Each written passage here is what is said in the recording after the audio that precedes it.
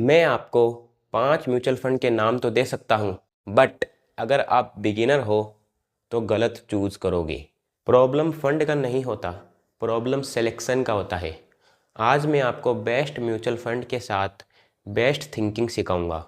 आज अगर आप लोग गूगल पे सर्च करोगे बेस्ट म्यूचुअल फंड 2026, तो आपके सामने बहुत सारे रिजल्ट आएंगे। उन रिजल्ट में क्या आएगा? Top 10 highest return funds, guaranteed growth funds. But एक सवाल, क्या हाईएस्ट रिटर्न ही बेस्ट फंड होता है?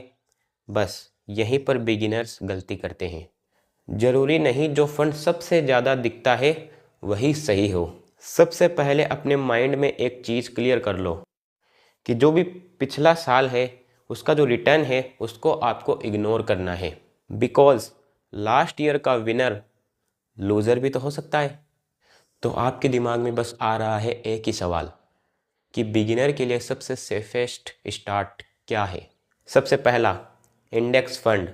इसके अंदर आप निफ्टी 50 को चॉइस कर सकते हो।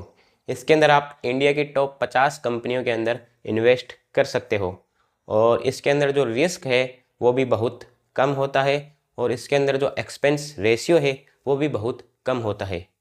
इससे बेटर स्टार्ट और इससे सेफेस्ट स्टार्ट शायद ही मेरे को लगता है कि कुछ होगा। सिंप्लिसिटी आपको बोरिंग लग सकती है, बट आई थिंक इन्वेस्टिंग के अंदर बोरिंग ही सबसे पावरफुल होता है। The second point is large cap fund. इसके अंदर आपको ज़्यादा उतार चढ़ाव देखने को नहीं मिलेगा और अगर आप एक्टिव मैनेजमेंट करते हो तो I think large cap fund आपके लिए बेस्ट है। The third point is flexi cap fund. इसके अंदर आपको स्मॉल कैप, लार्ज कैप और मिड कैप तीनों का मिक्सअप मिलता है। इसके अंदर आपको थोड़ा बहुत रिस्क देखने को मिलेगा और थोड़ा बहुत आपको ग्रोथ भी देखने को मिलेगी, यानी ये एक तरह का मिक्सअप होता है। अगर आप बिगिनर हो तो आपको 1 या 2 फंड से ही स्टार्ट करना चाहिए। 10 फंड्स की आपको बिल्कुल भी ज़रूरत नहीं है। अब बात आती है कि फ़ंड को चॉइस करते वक्त हमें किन किन चीज़ों को अवॉइड करना है।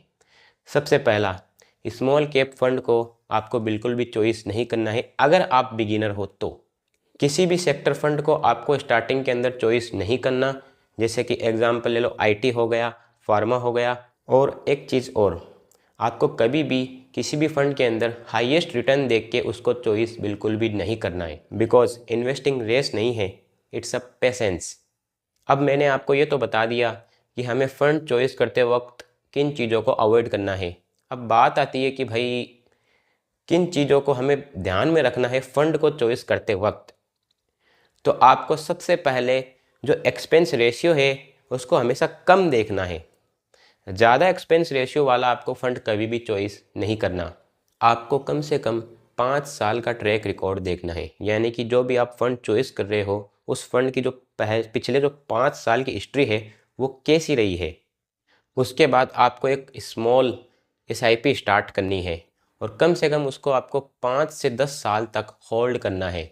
अब बात आती है कि अगर आपके पास कम पैसा है, जैसे कि आप एसआईपी करना चाहते हो पर मंथ 1000 से लेकर 3000 के बीच में, तो आपको हमेशा एक ही फंड चॉइस करना है।